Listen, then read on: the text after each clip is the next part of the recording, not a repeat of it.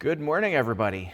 As you can tell, for those of you who are here in person, things look a little bit differently. I'm up on the screen. For those of you online, things probably look about the same, but I'm actually not here in person. Our family right now is in Michigan, and we're worshiping at the same time as you guys. So one of the great things about technology is we're able to do things like this and pre-record, so I can still be here with you guys while I'm worshiping simultaneously. I want to remind you of our process that we have of loving neighbors, inviting people into our homes, sitting down, having a meal with people, just loving them like we love ourselves.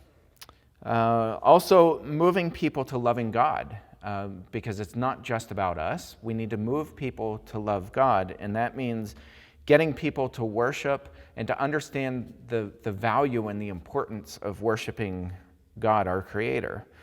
And the final part of that is serving others. It's rolling up our sleeves and getting into the lives of people and genuinely helping people when people are in need. There is a high demand for this to take place today. There are a couple trends that I want to talk about. You guys know me by now. I like to talk about trends, some different things that are going on. As we move into December and we're thinking about, especially thinking about the birth of Jesus Christ and how that impacts your life, we're also thinking into the next year. We're thinking into the future and where this congregation is going.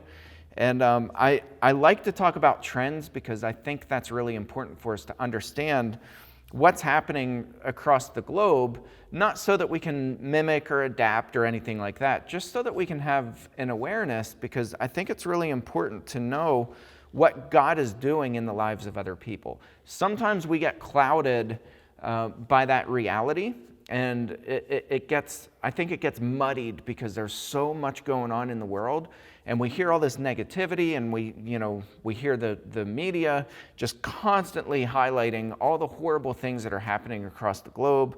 And I think we need that reminder that God is still active and alive in His world and in His church. So here are some of the trends that are happening right now in this country that I think some are a little bit interesting, some are kind of surprising. But here's number one. Live streams are tanking. Live stream worship is tanking, which is surprising statisticians like crazy, because they're like, wait a second. Because of coronavirus, because of the pandemic, people were flocking to online worship, and we thought they were going to stay. We thought that people would continue watching live streams, and that would be a good avenue for people who are sick, people who are lonely, people who can't otherwise make it out to church, immunocompromised people. What we're finding is that live streams are tanking fast. And so right now, kind of the conventional wisdom is, don't pump a mountain of time and money into making your live streams so good and so perfect that's where all your time and attention goes. Because the reality is there are not many numbers there. I find that pretty interesting. Number two, at the same time, it's not that all these people that were online during the pandemic are coming into churches now. Some of them are, certainly. But the second trend that's going on right now is that in-person churches continue to dwindle, and they're dwindling fast. Number three, I think this one's really interesting, and I think it's incredibly promising, is that the micro-church movement is taken off like crazy. So what is the micro-church movement? About 10 years ago, the micro-church movement started gaining a little bit of momentum, and I think that's been put on steroids during the pandemic. But the micro-church movement is exactly what it sounds like. It's these tiny, small churches, and they're typically vocational people. So They have full-time jobs. They don't have paid preachers.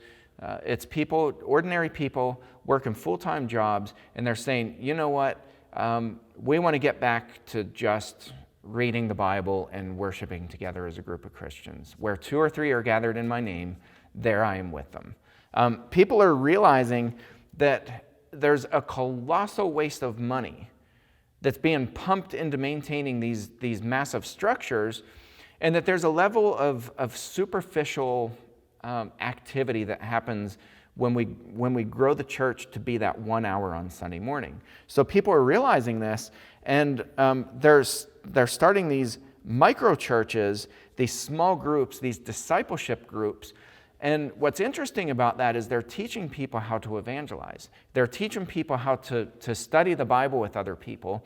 And they're teaching people to preach and share responsibility, because that's kind of out of necessity. It's such a small group that they need each other to help lead worship services and to help reach into the lives of other people and to help with Bible studies. So the microchurch movement, I think, is really promising, and I think it's encouraging because, I talk about this a lot here, that we get really discouraged in small churches because they're like, oh, if only we had the resources that the bigger churches had. If only we had the volunteer power that they have, the pool of volunteers that they have in these big churches. If only we had this, if only we had that, if only we had the technology, if only we had this, we'd be able to reach more people. Guys, I want to tell you, that's the whole point of this sermon, is that we're looking at it completely wrong when we think that the more stuff we have, the more money we have, the more successful we'll be at reaching the lost. In fact, it's really quite the opposite in the scriptures, and I'm excited about that. I'm actually really encouraged by that, which leads me to number 4. Point number 4, churches are doing much more with much less, especially post-pandemic. In the post-pandemic world, churches are doing far more with much less, and I think we're a living example of that. By the way, donations keep coming in to help Haiti. At this point, at the point of this recording, and probably this Sunday, we're up to just over $8,000 in donations. Guys, I don't know if you can wrap your minds around that. That's 100% of those funds were designated to help people in Haiti. That's not going to power the lights. That's not going to pay our cable bill, to run the internet. That's not going to salary.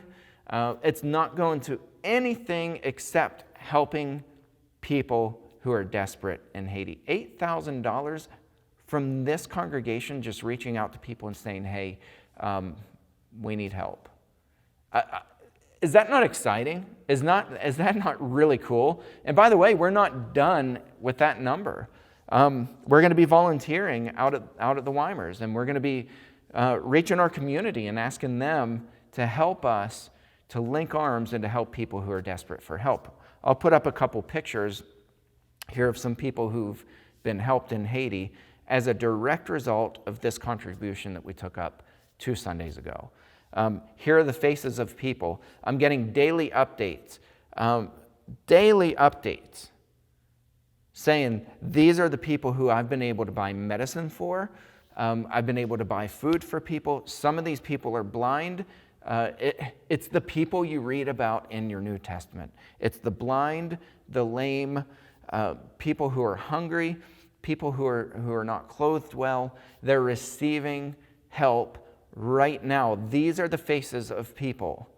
These are not hypothetical people. These are not fictitious people. These are actual people being helped with the dollars that we raised 2 Sundays ago. Isn't that amazing? God is well and alive in his world. There's an article that was posted a couple days ago on churchanswers.com, and I thought this article was just so good. And this is Tom Rainer's organization, and he has some really home run articles and really has his finger on the pulse of what's going on in the church in America. The title of this article that just posted a few days ago, is 7 Changes Pastors Plan to Make in 2022. Listen to these and let these really sink in. Number 1, the survey that went out to all these preachers, here's what they said. Number 1, we're going to be more intentional about evangelism. If the pandemic has taught us anything, it's that we need to be more intentional about reaching the lost, about evangelism. He says many pastors realize that evangelism has not been a priority for them. They've let other activities replace this focus. They've substituted good for great. These pastors are committing themselves to be more focused on evangelism personally and lead their churches towards more effective evangelism. Number 2, these preachers are learning to spend more time with committed church members. And I think this is really important. It might sound bad on the surface, but I think this is really important. Listen what he says. Several pastors shared that they have spent more time with marginally committed members than fully committed members. The less committed members are more demanding and more critical. In other words, the less involved you are in the life of the church, the less informed you are, and so you're more likely to bark louder and to say, I'm not really happy with the way things are. I think you should change this. I think you should do that.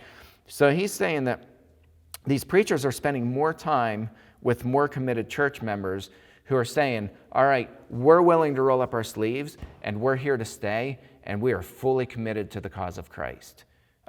Those are the people that these preachers are spending their time with. Number 3, they're making sure that their families are their first line of ministry among the church members.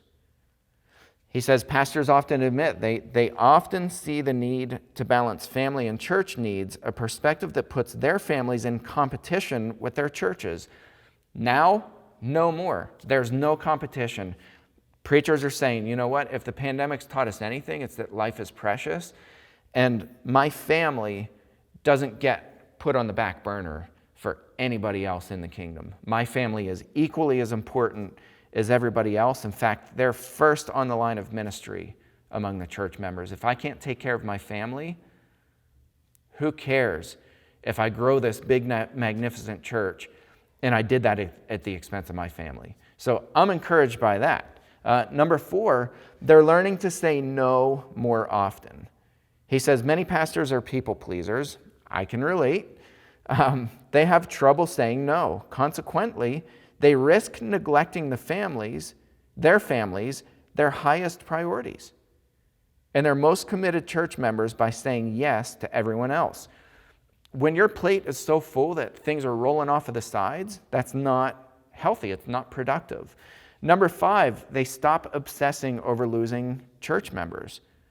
He says many pastors take it personally when people leave their church. I'm one of them. It is an absolutely painful thing to watch people walk out the door and to say, we no longer have any interest in worshiping with you. That hurts. It's painful.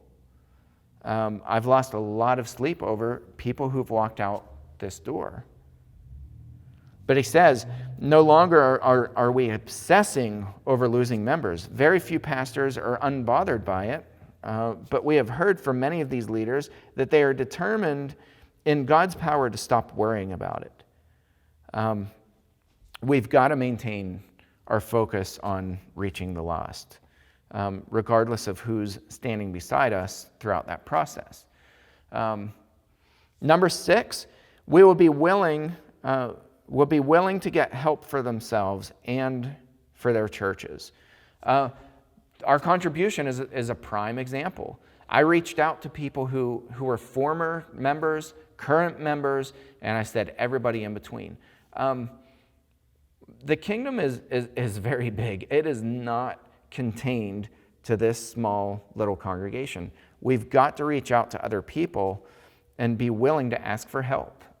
People want to help make the lives better for other people. I'm encouraged by that. I think that's incredible. And number 7, they're going to, in 2022, they're going to give more attention to small groups in the church. This is fantastic. Again, this micro-church model that says we're not going to pump all of our energy into what happens for this 1 hour on Sunday morning, but we're going to focus on our small groups, and we're going to strengthen relationships, and we're going to build each other up, and we're going to equip saints for the works of ministry. This is happening right now. This is a big aha moment that a lot of preachers are having and other church leaders across this nation. And then point 5 is my point here. This is all built on a biblical model where Jesus stripped away all the securities from people, and their faith multiplied and compounded the kingdom. What do I mean by multiplied and compounded? Everything Jesus did, he multiplied, and he did it with virtually nothing. There's this concept of compound interest. When you invest money, compound interest, there's an actual formula for it, and you can figure out, if you put X amount of dollars at this percentage of growth, in 12 years, it'll be this dollar amount almost precisely. And it's called the snowball effect. It's where if you picture putting a snowball at the top of the hill, which is really tiny, and you push that down and it keeps rolling, as it rolls down the hill, it's picking up more snow, it's getting bigger and bigger, and by the end, it's this massive, unstoppable snowball that can crush anything because it's just so massive and it adheres to each other. That's the concept of the kingdom. It's not about, it's not about growing our small church and making sure that we're a church unto ourselves. It's about looking at how big and how vast and how wide the kingdom is. And God always uses a little bit to multiply into a lot. Here's the text, Luke chapter 9, verses 1 through 6. When Jesus sent out the 12 apostles, here's what happened. And he called the 12 together and gave them power and authority over all demons to cure diseases, and he sent them out to proclaim the kingdom of God and to heal. Period. That's it. Go out, tend to people's physical needs, heal them, and teach them about the kingdom of God. Verse 3, and he said to them, take nothing for your journey, no staff, nor bag, nor bread, nor money, and do not have 2 tunics. In whatever house you enter, stay there, and from there depart. And wherever they do not receive you, when you leave that town, shake off the dust from your feet as a testimony against them. And they departed and went through the villages, preaching the gospel and healing everywhere. You cannot get a more stripped down, simplistic example of accomplishing a ton with nothing than this example in all of the Bible. But yet, it's not the only example. Jesus does it over and over and over and over again. And he's demonstrating, typically when you go on a trip, when you go travel by foot, an extra pair of sandals isn't really, frowned upon. That's kind of a good thing, right? Extra clothing. Nobody wants to wear the same nasty, rotten clothing day after day after day after day on these long journeys. Extra clothes is a pretty important thing. Money's important, especially if you're taking care of people. If you're taking care of their needs, money is really, really important. What else? A staff, the tunic, bread, food. Food's kind of important. If you're going out there and you're working all day and you're laboring to care for people, food is kind of important. But Jesus is telling them that the more stuff we add, and by the way, these are just necessities. In the church, in the American church, we already have all these necessities. We want to compound more on top of that and say, well, if only we had this, better, better light system, better internet, faster internet. If only we had more money, if we had more people giving more and our budget was bigger than, $700 a week. If only we had more money, if only we had this, if only we had that. And we end up getting so top heavy that we're ineffective and we're like waddling, just barely able to stay upright. And Jesus is saying, strip all of this stuff away. Put your faith in God, and He will multiply the kingdom if you're faithful. Guys, isn't that crazy? Isn't that important? Isn't that exciting? Aren't we witnessing this right now? This small little church with very little resources, very few people. We've had multiple deaths in the past 12 months. We've had so many traumatic events happen in the past year alone. And look what God has accomplished through us in the last 14 days. I mean, isn't that cool? Isn't that exciting? God will multiply if we put our faith in Him and if we actually believe it. God will do it.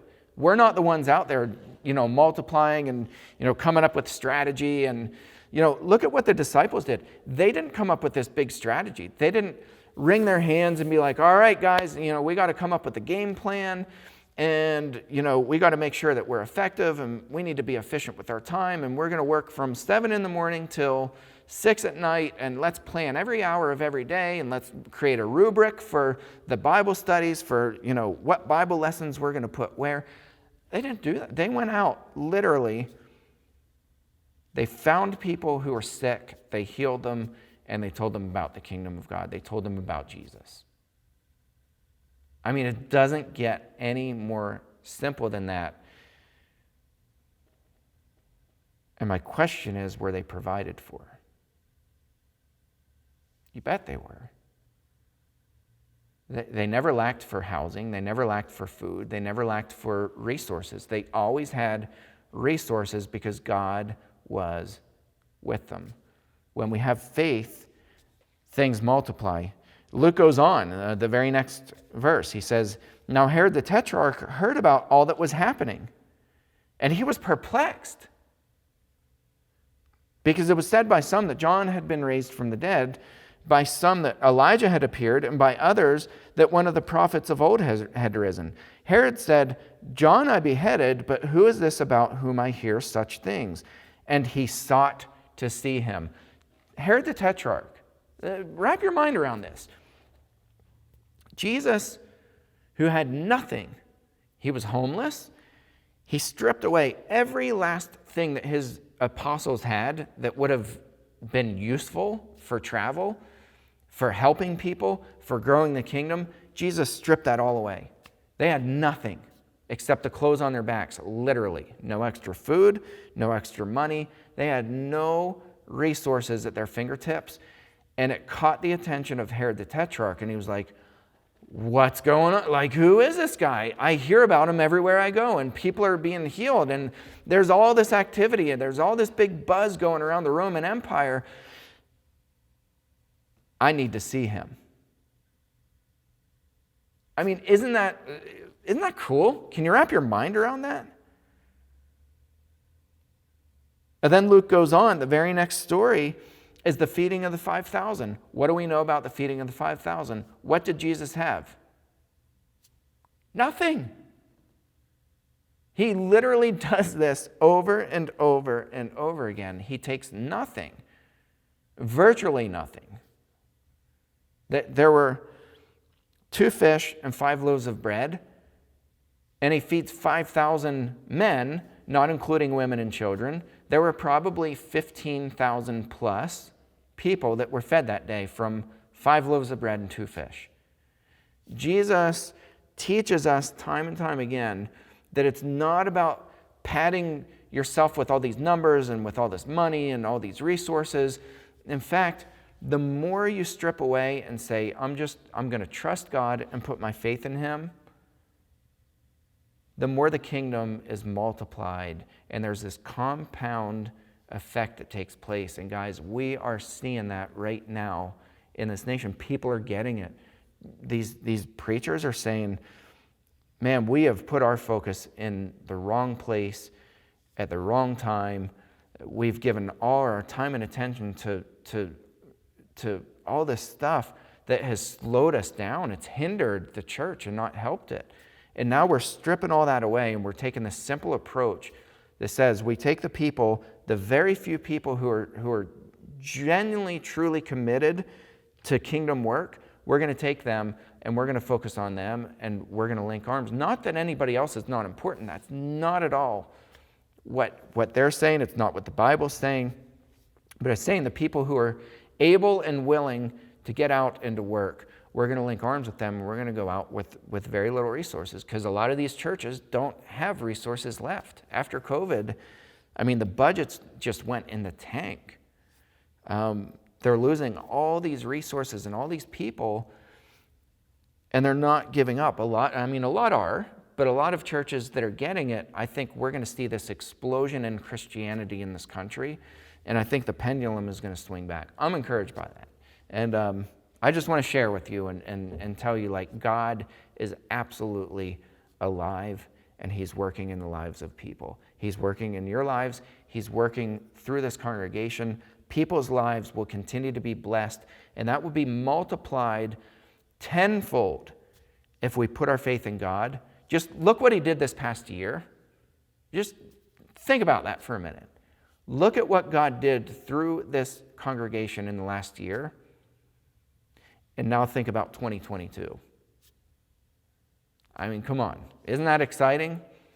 If you're not excited, I don't know how else to motivate you and tell you, like, God is alive. There are big things ahead for this body of believers. The message is yours. I leave you with encouragement, and that invitation is always there. If anybody would like to be baptized, we have people here who they can assist you. They can walk you right in the water right now. Or if there are prayer needs, please let people know here, and they will pray over you. You all can stand. DP is going to lead a song for you. Have a great, blessed Sunday.